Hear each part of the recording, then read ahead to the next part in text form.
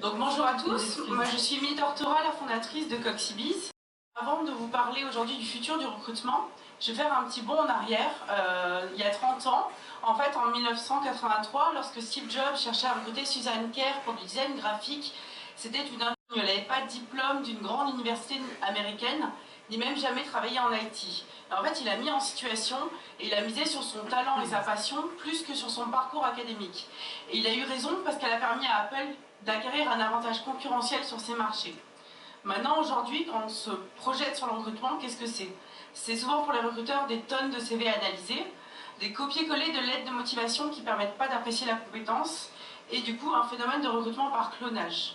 Côté candidat, les candidats ils ont des formulaires longs à remplir et ils découvrent l'entreprise en fait 50% du temps en salle d'attente et 50% du temps en salle de réunion. Finalement, ils s'ennuient. Par rapport à ça, on s'est dit qu'il était temps de changer le recrutement et de permettre aux candidats en fait de montrer leur super talent et de permettre aux recruteurs de faire du recrutement, pas forcément de faire de l'administratif. Oui, mais comment?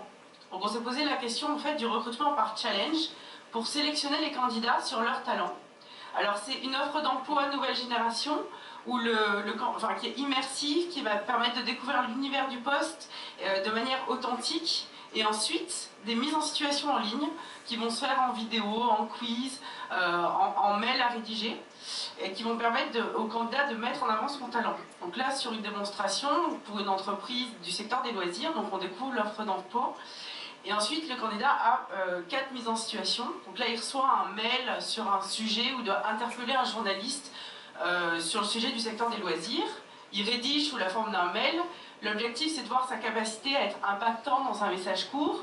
Il y a aussi des mises en situation en vidéo. Là, c'est la gestion d'un bad buzz en direct. Des réunions d'équipe avec des quiz sur des thématiques de relations presse.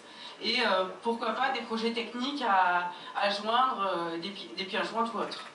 Et côté recruteur, en fait, c'est un outil d'aide à l'évaluation qui va permettre en fait d'évaluer les compétences assez rapidement et de limiter les biais cognitifs.